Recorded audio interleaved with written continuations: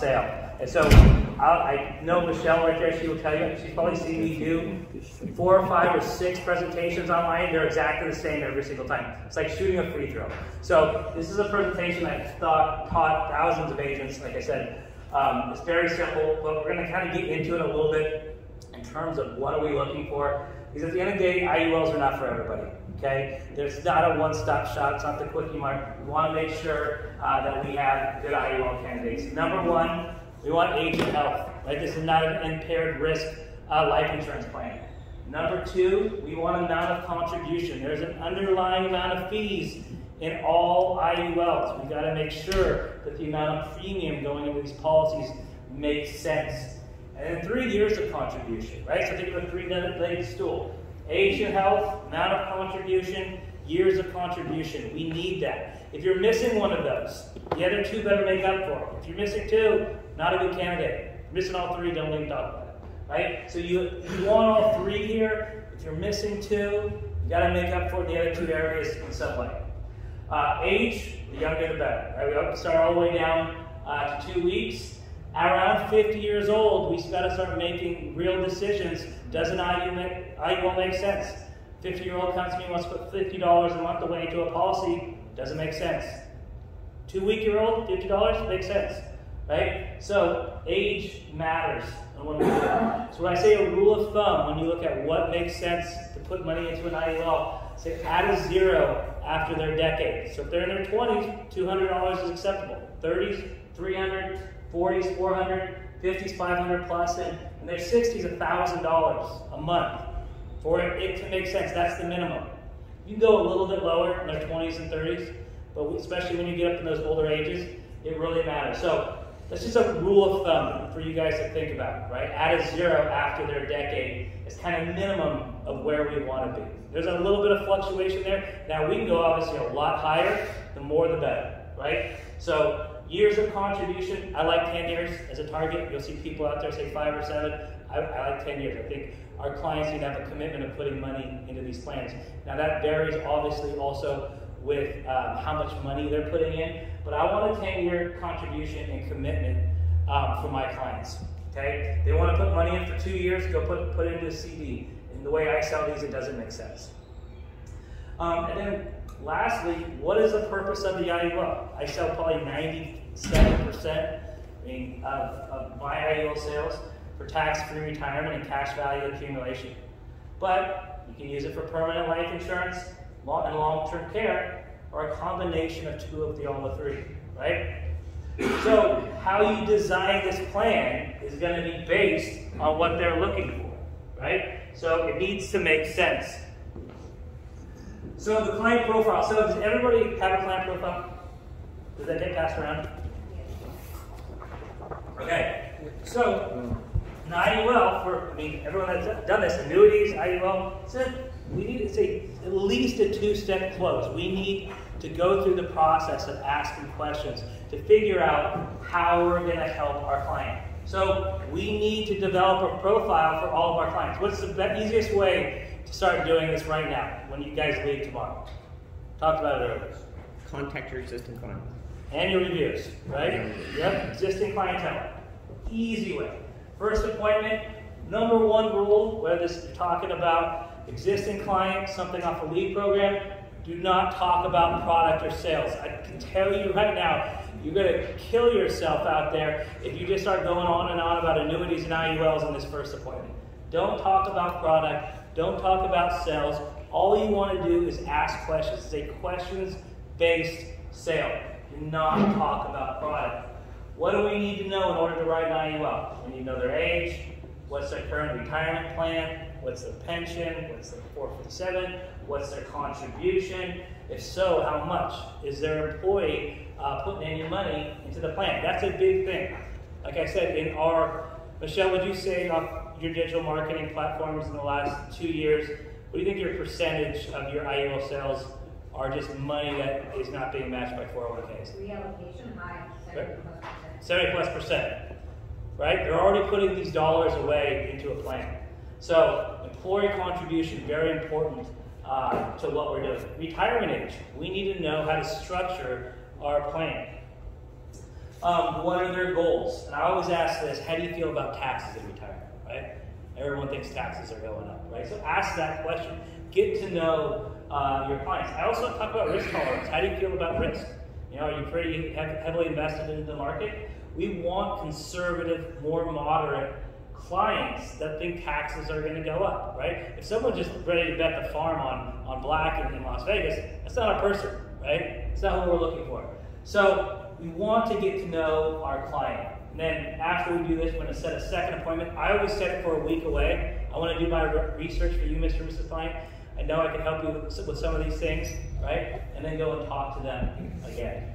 So how I do it, right, is very simple. So especially when we're looking at digital marketing, how we do this, number one, I explain myself. Why should somebody work with me, right? I've been focusing on, I've been in the financial services industry for 15 years. I'm a retirement income specialist. I specialize and focus on 4 things in retirement. And you're going to hear this, and I say this for a reason, because I do this with annuities and with IULs, and it's just a concept. Mike Basalia told me, I don't know, 16, 17 years ago, and I use this with IULs, everybody wants what life insurance does, but nobody wants life insurance. That's a Mike Basalia saying, and that's true with IUL. So I've got to talk to people about, hey, these are the concepts that you want, without saying, hey, do you want life insurance for your retirement, right? So instead of life insurance death benefit, I said, hey, I want to protect your family. I'll make sure your family's protected. God forbid something happens to you. Protect your family. Number 2, protect you from any market loss. Don't worry about what your 401k is doing. Protect you from market loss. 3, think taxes are going to go up. I'm going to protect you from unnecessary taxes. And then 4, first thing is, God forbid something happens to you tomorrow. What if you live too long? I'm going to protect you from outliving your money. So those 4 things I'm going to focus on. See if I can help you in retirement. Protect your family, protect you from market risk, protect you from unnecessary taxes, protect you from outliving your money. And this is occurring in the client profile appointment. This is before I get in to that appointment, before I'm asking questions. Got it. Thank you. This is like my front talk. So, if I ask them, hey, in the first appointment, do you want this out of your 401k or your retirement plan? They're going to say yes. Great, it's life insurance. They're going to kick me out the door, right? Yep. So, concepts, right? So I'm just talking. This is right before I even start getting into my questions. Right? We're talking about concepts here. So, in an IUL, protecting your family in an IUL is what? Death benefit. Protecting from market loss in an IUL is what? The indexing strategy, right? Unnecessary taxes. Well, take the money out of the loan, tax-free, and protect you from outliving your money. Right? We're going to illustrate long projections in an IUL. I always do it to age 100, so we can protect our clients from outliving their dollars. And that's it, right? Now this works with me for IULs, and it transitions into annuities as well. There's various similarities between these 2 sets, right? So when we go into more of our RIM marketing, right, we're meeting somebody that came off Facebook, I add another thing, gregarious nature of people, which I think is another Mike Basalia I stole from, is let people have herd mentality, right? They want to do what everybody else is doing. So I want them to know you're not getting in, it's not 2010 and Elon Musk is putting you in an Uber, or is that Elon Musk? That's somebody else. Anyways, you're not getting one of those driverless cars. Anyways, Tesla. Getting one of those Tesla's driverless cars, going down the freeway, people have been doing this forever. So people want to be comfortable, right? TFRAs have been around forever. Have been around for decades, so that. The wealthy have been taking advantage of these accounts for years. This is nothing new, right? People have been using these strategies for a long time, right? And then what I say essentially is this is not my first rodeo, right? I have thousands of clients across the country that have been doing this, right? So I want people to get familiar, right? They're not going to be adverse to that. They're being at risk because of me. And then third is the takeaway, right? Unfortunately, Mr. and Mrs. Smith, only 30% of people qualify for these plans. You're talking to me, you got about a 30% chance, right? I'll say that. But 70% don't qualify, or they're not a good fit. So in order for me to see if you're a good candidate, I need to ask you some questions. Now, people generally are one of 2 people. Number one, they want to be disqualified because they don't want to be sold, right? They don't want, they're like, hey, I'm going to tell them all the information because I want to be that 70%. I got a good chance of that. Or they're that person that sees the party at the neighbor's house and they want in. So either way, we're going to get the information because I can't make this sale unless I get the information that I need, right? So the whole point of this, and this is before I ask any questions, is for them to try to open up and talk to me before I even move on, right? And that profile, that if you do that profile successfully, you'll be able to send that back to us, and we'll be able to help design. You know, if it's an annuity, the annuity team, if it's an IUL with me, we're going to be able to help you guys. That's why we're here. So the case design. After the first appointment, you get a timeout, right? We get to sit down and talk about this. Right, so the way I do it, I set it a week away. One of the things before I leave, I say, hey, I'm going to see what's best out there for you. Right? I mean, if I'm sitting there, I usually know within 5 seconds what I'm going to do. But I want to be able them to know I'm going to work for them. Right? I am their representative. So I'm going to set that appointment a week away. And now it's time for us to go over that plan. And like I said, all you have to do is send in that form correctly done, which is just asking some questions, and we'll be able to case design that for you. So, simple email. At the end of the day, I get these requests for illustrations, and I'll be like, hey, I want this illustration at this amount, at this age, and this amount. All you need is one illustration because you're the professional, right? We've done our homework by doing that. That profile, this is our recommendation. So I get these recommendations all the time from agents. Hey, I need a $300 a month, a $200 a month, $1,000 a month, and I need it to age 50, age 60. You know what I know? That person is not doing the work up front. He's not going to provide a recommendation. He's going to hand them a bunch of illustrations, and nothing's going to happen. So he's not, or he or she is not doing the work up front. One illustration is going to be based on the information that is provided. So if you're doing your work and your homework up front, it's going to pay off in the end. And always have a game plan, right? And one thing I do is I show them their current path. So and one thing I've learned throughout my sales career, whatever, is numbers don't necessarily move people. It's more of emotion and it's telling the story. So when I'm selling an IUL sale, I'm storytelling with them, and you're going to see that here in a little bit. But I want to show them their current path. There's 401k calculators all over Google, whatever. You can show them, hey, this is your projected retirement income. So always have a game plan. I know exactly what my presentation is going to be. I mean, well before I present it to the client. So make sure that you know what you're doing. Like I say, digital marketing campaigns, 65%, Michelle said 70%, is simple reallocation. If you can't sell no extra cost plans that we're not putting another burden or another financial bill, it's very, very simple.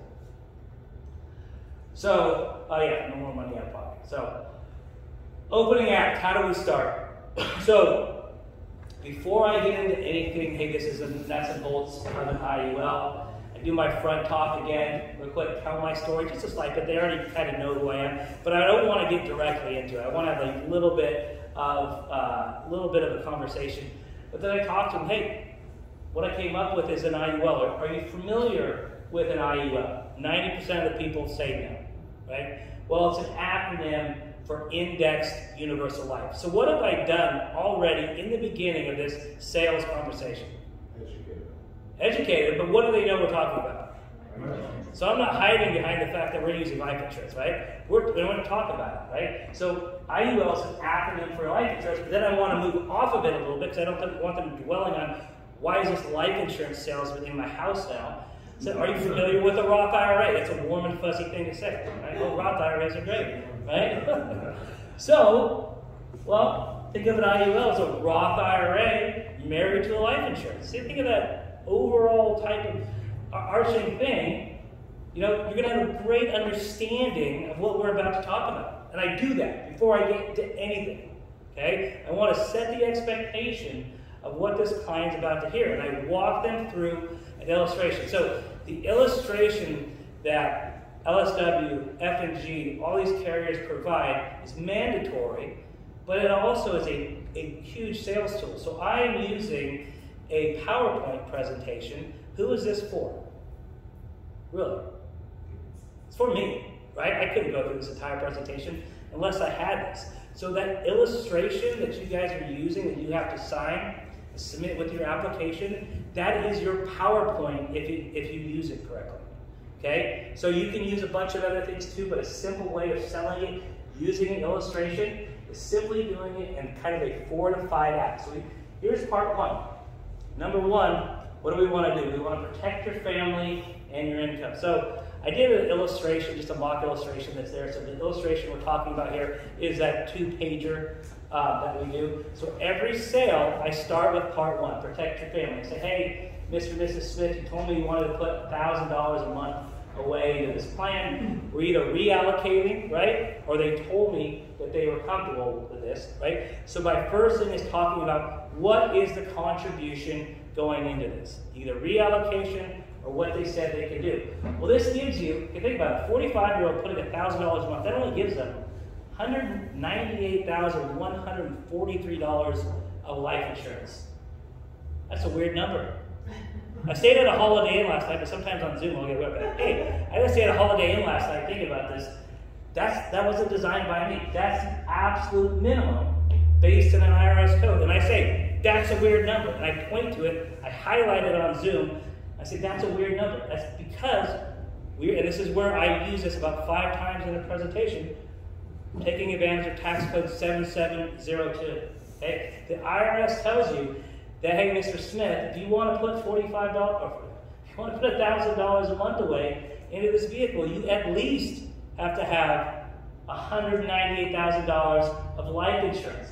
This is the absolute lowest amount I can do. Now, if you put any more dollars into this plan, based on what the IRS will allow you to do, he's going to come knocking at your door and he's going to say, hey, you messed up. You got a mech now. And I don't use this in my presentation, right? So what are we doing here with our clients? We're getting off the fact that this is life insurance, but it is life insurance. And what are the advantages of doing it? Not only is it good for you, the federal government is saying you have to have this amount in it in order for it to qualify for the tax code, right? So we're really using and defining how minimum of life insurance is in there.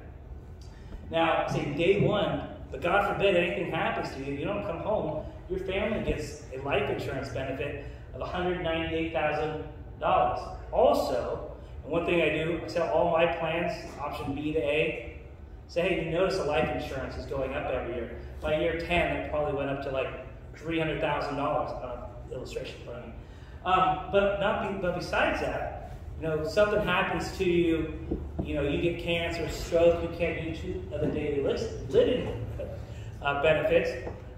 You have access to this life insurance benefit while you're living. But like I said, I have minimized this to the absolute lowest that the IRS will allow based on that code of 7702. For a 45-year-old putting $1,000 a month away, I can get you $5 million of insurance. But we're just using the life insurance as a vehicle. We have minimized this benefit for you. Do you have a question, James? Yeah, so this is really obviously a great game plan of like a presentation.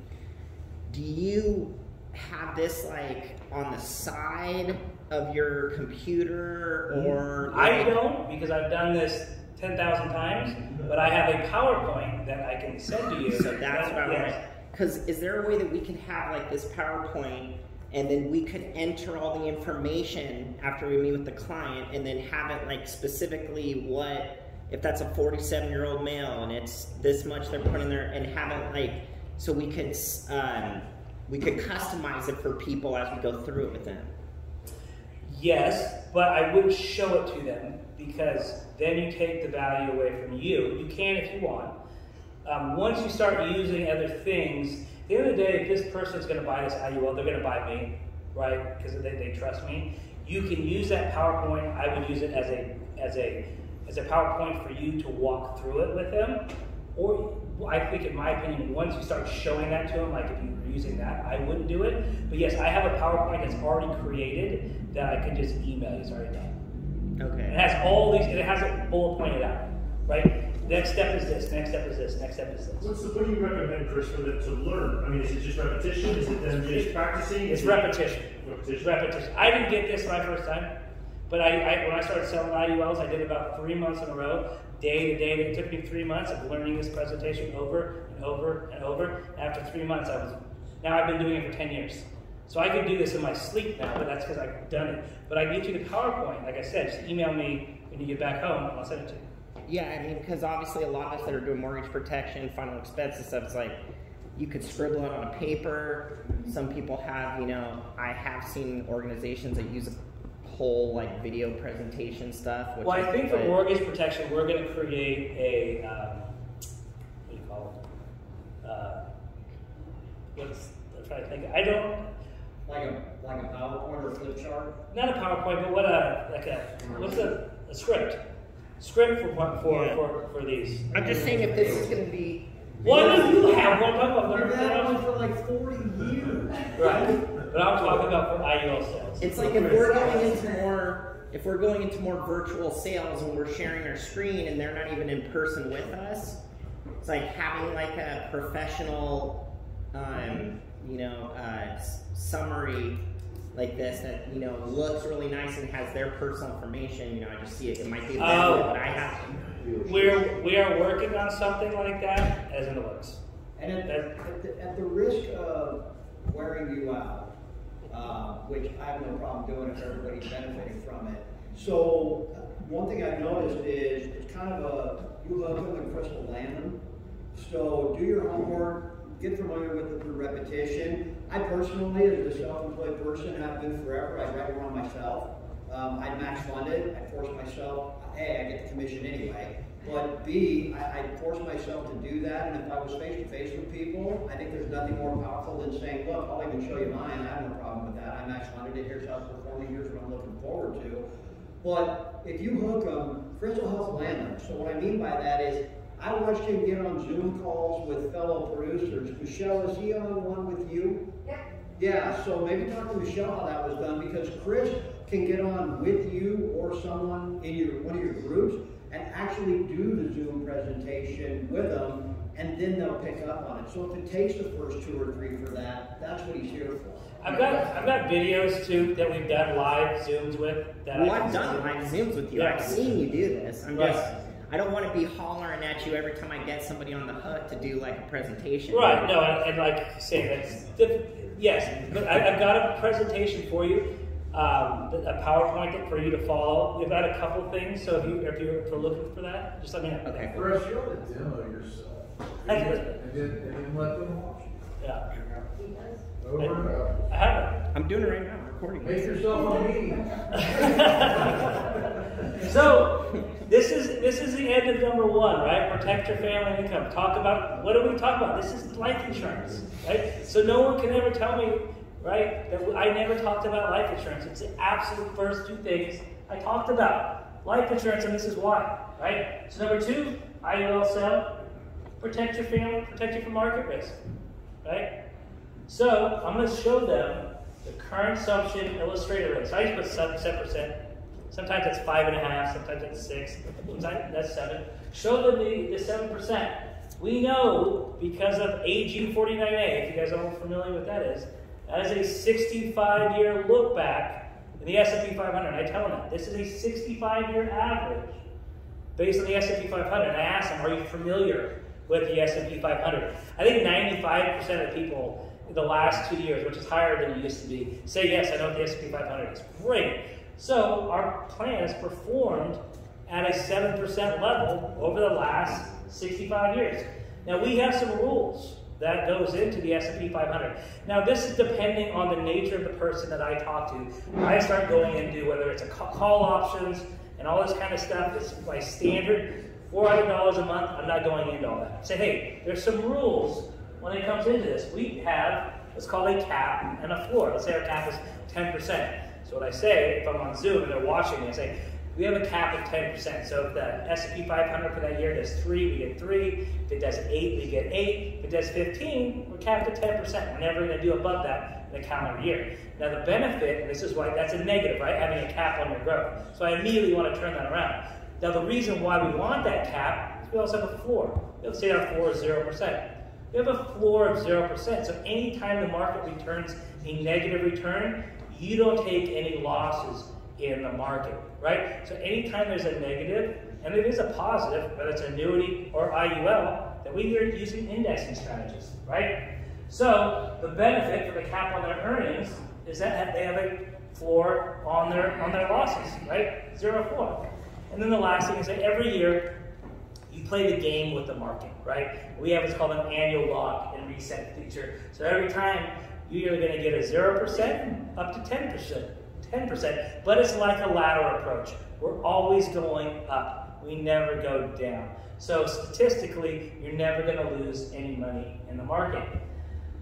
And then I take them, and one thing that AG49 did also, and I think there's an AG49 thing, is they make us have historical averages in all of our illustrations. This is a great tool, and it's in that illustration. There's only 3 pages in there. I take them and I walk them back through the last 20 years.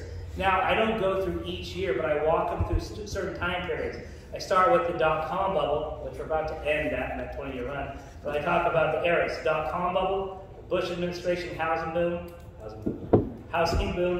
the 2008 housing crash, and then today, currently in the middle of the longest bull run in the history of the United States.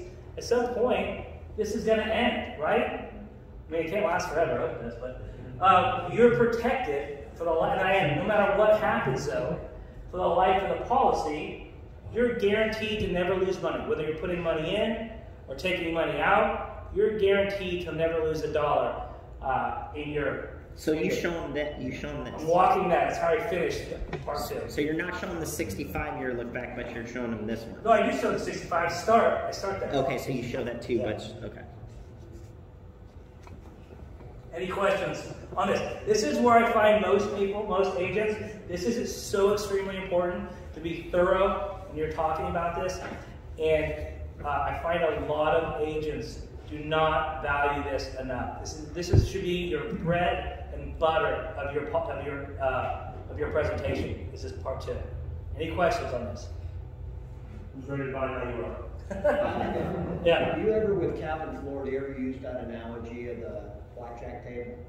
No, what's that? Where you say, hey, if you walked into a casino and they had blackjack and there were 2 tables, the first one is what you're used to. You put your money out, and if you win, they match it. If you lose, they take it all, right? The other table, every time you win, they're only going to give you about 70% of what you had out there, so they're going to trim some back. But if you lose, they never take any of your money. No, but I'll use that. Oh, there's another one you could steal from. I know, I got a bunch of mics set up. Steal away. Copyright. I just want to say something. Okay. Hold on, I got to record this. I want to kind of double what you're saying here. Is I've had a couple of really great cases where in the future market where this IUL makes sense, and for this part 2, I have your structure. I just go, well, there's the numbers. See how great they are, and I don't do this part. So, Yeah. No, this is, most people don't go through this enough. I can see where you're going. Yeah. So thank you. But this is extremely important. Do you ever get into the negative marketing that's out there with if you look up IULs, just how I do, but that comes into more of like if someone has a buy right there, and then they research, they go on YouTube or something, they're getting whole life. do you ever try to get it out before they're going to go look at it? Or? No, not usually. But I can combat it pretty easily. Yeah, but it's out there. I mean, you just look up IUL, YouTube it, and you're going to get 50% data. Yeah. It's all negative stuff. No, I got on a call about. No, I had. There's this guy that I don't know who he's with. Yeah, it's called the money multiplier. No, he's a whole life guy. You know what I'm talking about? Yeah. He's talking. I got over. What's that? So there was an agent that anyways, so I ended up talking to this about his whole life, and like I'm not there because the agent had already wrote this whole Lafayette whole life policy on him, and I'm not going to sit there and belittle it. What I told the client is, hey, these are the benefits. There's benefits to what they're doing too. I'm not going to say, hey, this is better or not. This is what they do. This is what they don't. Your decision, right? But that's as far as I'm going to go in terms of that. But that was that he calls himself the greatest financial mind of. So, anyways. So a lot of faith on yourself within banking. Yeah. So yes, that happens, but it usually isn't an issue. But it does happen. People will go look at that. But I don't project that I need to talk about it first. So yeah, part 2, right? So market risk. Like I said, extremely important here that you focus on this. I mean, people will purchase IULs because of that concept alone. So number 3, right? Third thing I do, protect you from unnecessary taxes. So I'm going to go back through the illustration. I'm going to walk them back. Hey, you told me you're going to retire at 65. You're going to put $1,000 a month away into this plan. So for the next 20 years, 24 years, whatever it is, you're going to contribute $240,000 into this vehicle. Now, because of IRS, this is where I hit 7702 again. Because what do I want them to remember at the end of this? Is that they're taking advantage of Uncle Sam. So, because of $240,000, because of IRS code 7702, that $240,000 that you put into it grow with any tax obligation. You didn't pay any capital gains on the growth of these dollars. Now, at retirement, we're showing that you're going to take a tax-free distribution of around $50,910 a year. Once again, because of IRS code 7702, because we put non-qualified dollars into this plan, so instead of this money coming from your check and going into your 401k, it's going to be coming from your checking account, post-tax dollars.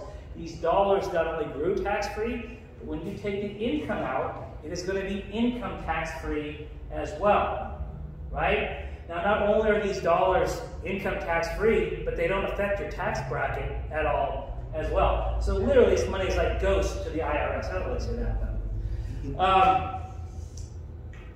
So one of the things that's really powerful in IUL sales now is it depends on the carrier that you're writing, every 5 to 10 years they have the return on what you took out of that vehicle.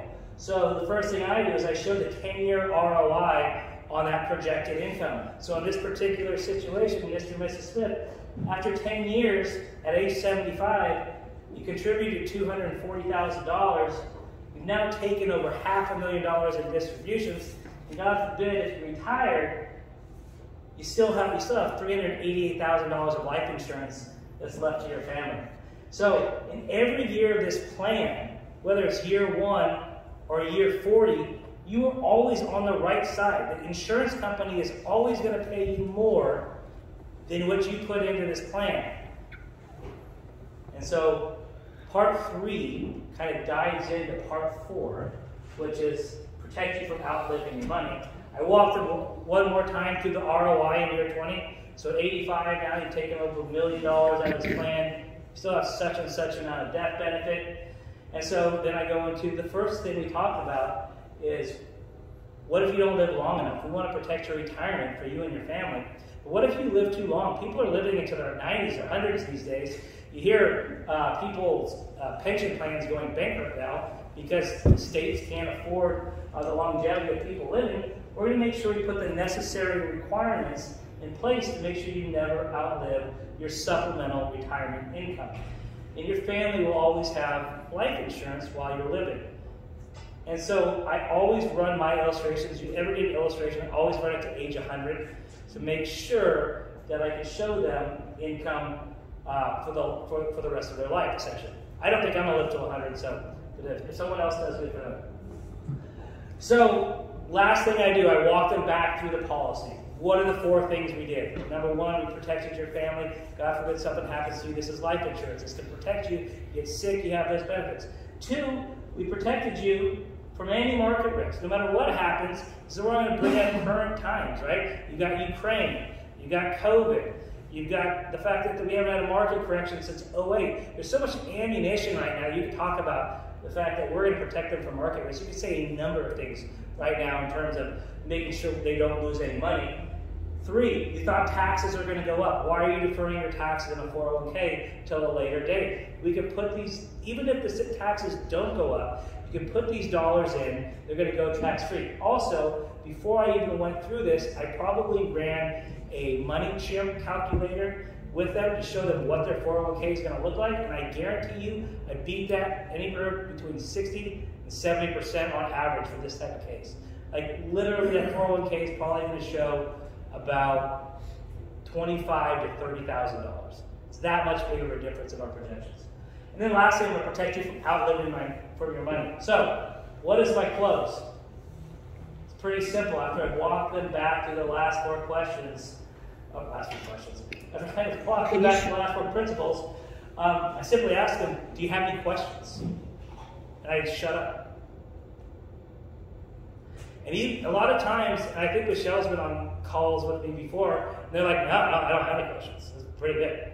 I'm like, okay, I mean, we went through a lot. You gotta have some questions, right? Like, you understand what we're doing here. I want them to engage. You want them to have conversation because they are ready to sign up. Like I said, face-to-face 90% of the time if you do this in this manner. Because number one, it was so simple. Half the time I do this presentation in front of someone that already does IUL sales, they go, that was simple. I'm like, I know. You know why it's simple? So your client understands it as well, right? So like I said, even if they say they don't have any questions, I'm trying to pull this out of them. And then lastly, I say, so you like these numbers that I'm assuming, but they're just numbers on a page. So here's the takeaway, right? They're just numbers on a page. Doesn't mean you're going to qualify for them. I need to get a formal offer from the insurance company. Usually takes anywhere from about 2 to 3 weeks. They're going to give you an offer, and at that time we'll come back and we'll figure out exactly what we're going to do. And then this used to be, and I still put this in there because some carriers still require an exam. I'm going to pay for an examiner to come out. Now, a lot of carriers don't require exams anymore. And I'm going to pay for an examiner to come out and make sure you're as healthy as you say you are. And then, like, one of the things I'll do on digital marketing now, I'll say, hey, the company's going to make sure that you are who you say they are. People try to launder money through these programs all the time. It's a very powerful financial vehicle. So I'm kind of conserving my sale. I already know they're ready to go, but I'm kind of putting things on top to make sure that they're comfortable moving forward because we've still only had this one appointment. Even through digital marketing, it's about a 75% close. You take a little bit of drop off when you go from in-person to digital. And then the last thing is, what's your social? Right? They're not going to give me that thing. Hey, Chris. They're not going to have an app. Yeah. Do you suggest to them, once you show them this is better than the 401k, that they stop contributing to the 401k? It's like, I don't tell them to stop contributing. And it depends on the person, but I will reallocate dollars above the match of what they're putting into their 401k, but I won't take free money that they're getting. So if they have a 6% match, I'm going to show them and they're putting in 15%, I'm going to show them what that other percentage above the match looks like. What if there's no match? Then I'm going to show them dollar for dollar what that looks like, and then let them make a decision. But I'm not going to tell them to stop contributing. I say, hey, this is what it does. You make the decision. I'm not going to advise them to stop contributing. Is that a question? But Chris, do you get ahead of the alternative investments they put their money in? There's a lot of clients say, well, what if I did a mutual fund instead? What if I did an annuity instead? Spot term. Do you get that? Well, that's what I try to do at the beginning when I do an IRA calculator. Show them, hey, this is what your projection is going to be. So before I even get into this, I show them their current path of where they are. Hey, this is your story. This is what your retirement. I give them a 7.5% compounding interest in a 401k. This is what that will look like. So that's what I normally do up front. I don't do it afterwards. I would say too, I don't really think this PowerPoint gives his presentation justice because he's involving the clients when he's going live in those presentations with doing the 401 calculator. It's right there, it's being Googled, it's coming up, they're looking at the same thing, they're watching the numbers come up. So the actual presentation, and it not just being dun, like this PowerPoint, I would just recommend anybody watch the live demos that we have because it would really bring this together. And we have some time tomorrow to do that. Well, I'll do an actual sale. I was gonna say, would it help you if you had a tool where you had the life numbers, right? You had all the client, but the tax bracket, the amount of money going in, all that. So you have the life numbers, right? And then you have 4 alternatives right next to it on the same piece of paper. So the client can say, wow, if I were to put it to any of these other places, and it's right there, so would that be helpful to you? Yeah, and we are working on. Okay, I have a $9,000 piece of software I'm gonna offer to everyone here for free for being licensed for home. There you go. So I'll give you all the code tomorrow. So I've always been reluctant to use software because, in my opinion, and other things, It's just be analytical. Like, Yeah. and the guys that you know, that I'm an engineer, you know he's going to ask it. Yes. Having it in your back pocket. Yeah. I agree. I wouldn't lead with it, but knowing you've got that is like, all right, you going to bring that up, bro? So here's the thing. This is the base presentation. This can go anywhere, Yeah. depending on what that. So Yeah, now, do like you I have any said, questions? after I said, "Do you have any questions?" I go like this. Yeah. That's what I think a lot of people are afraid of. When you ask, do you have any questions, what they're going to ask. Don't talk. Be quiet. Do you have any questions? You don't say anything. If you start talking, that person is now thinking. You've lost, right? Do you have any? It's such a simple place. Do you have any questions? And then wait for them to react. Like I said, a lot of times they're like, no, I don't. I'm ready. It's like, well, you got to have some questions, right? We want to engage with the other. So usually in the sale, 60% of the time, they won't have any questions. The other 30 to 25, they're going to have objections. I do have a really good video of a guy that gave me 30 minutes of objections, and I recorded this one. And so if you want to see a live training, literally this guy grilled me for another 30 minutes. He ended up signing up. But yeah, he liked 30 minutes. So some people will have those ready.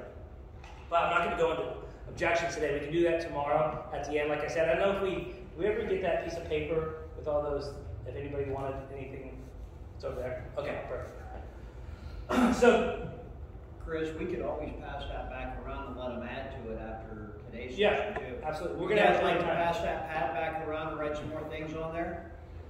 Well, Yes, no? I mean, it's right over there. I added like 2 things just at the break. Okay. Yeah, just keep it right there, Josh. Yeah, good idea. We'll keep it right on that front table, and you go up at your leisure and write some more things you'd like more on there. So, conservation, right? We need to button up our sale, right? If you have a paramed exam, make sure you set that exam there. Don't wait for the exam company and your client to talk. Also, are they contributing to a 401k? If they are, it usually takes about a month to stop. Like I said, we're not telling them, but hey, if you're going to stop contributions, you need to go to personnel and tell them to stop doing that, right? Make sure that the drafts are set up when they want to be drafted, right? Usually it's around the 1st or maybe the end of the month. Sometimes it's right around their payday, maybe it's around 16th or 17th. Make sure the drafts are set up. The last thing you want to do is have a 401k contribution, then an IUL come out, and now your client's pissed and they cancel the whole thing. So you've got to make sure that you plan this sale out. I know right now, if I sell an IUL today, it's the 27th, I'm probably shooting, if they want the 1st of the month, well, that's not going to be May, that's going to be June, right? So plan this out, because you will kill your sale if you don't do that. Give them the expectations, right? I usually say about 2 to 3 weeks. Sometimes it takes longer, sometimes it's quicker, right? And then I'll come back with the numbers. We'll make sure we put this plan into place. And then another thing I do is I follow up once a week. I usually send a text message or I call them at work. I don't necessarily want to talk to them. I just want them to know I'm still working for them, right? So a text message, like I say, hey, John, it's Chris, just want you to know everything looks good. If you have any questions, let me know. We should have an answer here in the next 5 to 10 days. Let them know you're still there. Let's say you got a pyramid or an APS, it takes 2 months, you haven't talked to them, they call you and they're going to think you forgot about it, you didn't care. Make sure you're staying in contact. You're talking about people's financial futures and retirement here. It's not a $20 term policy. So you've got to stay connected. And then the last thing is policy delivery is a must. I aired out my dirty laundry, mortgage protection. I never delivered policy, ever. I mailed them, that was it. You have to deliver these.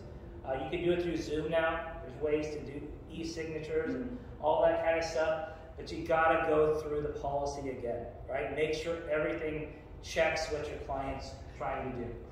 If you don't do policy deliveries, I'm telling you, in this type of case, you're probably going to lose it. I think you have a 50-50 chance of losing that case. I think you have to anyways to get the signatures. Hey Chris, on ABSs, this is kind of a common tip. It's a nightmare for everybody, right? ABS. God forbid it's from Kaiser permanent. It'll take you like 2 years. So most all of us today have cell phones. And most of us are now linked into our doctor's offices through MyChart or something similar. Any of y'all have that? It all runs through a system called Epic. Almost every doctor's office is compliant with that. If you have that, and your client has that, they are one click away at the time of the appointment, if you needed it, or when it comes up, of sending the records to the home office. Okay? I was in an emergency room a year ago, and I was in a hospital without a network. And they were like, hey, we don't know anything about you. They started asking me a bunch of questions. I go, hold on. I pull this thing up, and literally 15 years of records was in that chart of that hospital within 10 seconds. And the guy was like, I've never seen that. And I'm like, yeah, my doctor told me if something ever happened to me, I could do that. So think about that. In Pro, if they have Epic, it's called Epic. EPIC. EPIC. And when most of your doctors now, if you go for your physical and your doctor's typing instead of writing, he's using Epic. Then you know for sure that that client can help you. So that can cut down on that 2 months. I don't think agents think to do that. Hey, Eric had a question. You guys will accept that from the client sending it over? Well, all the clients, basically the client is assisting us in getting the records.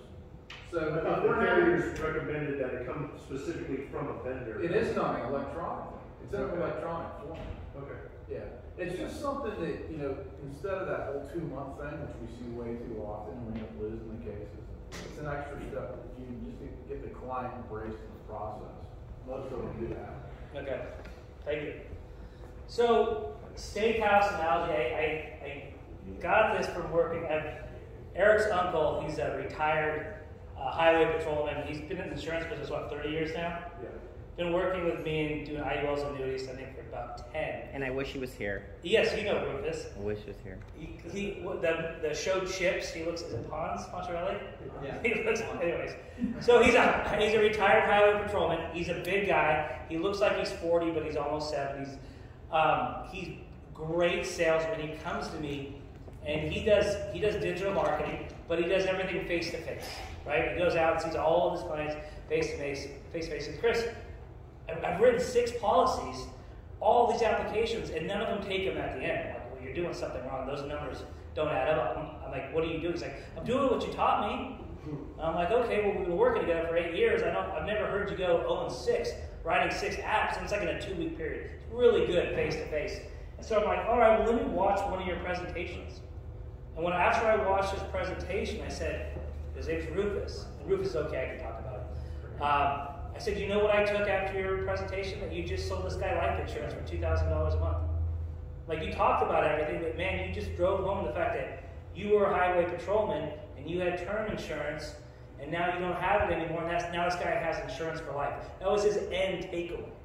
I said, Rufus, and I said, the analogy is, think if you go into Morton's or wherever steakhouse, and you got lobster, filet mignon, garlic mashed potatoes, and broccoli.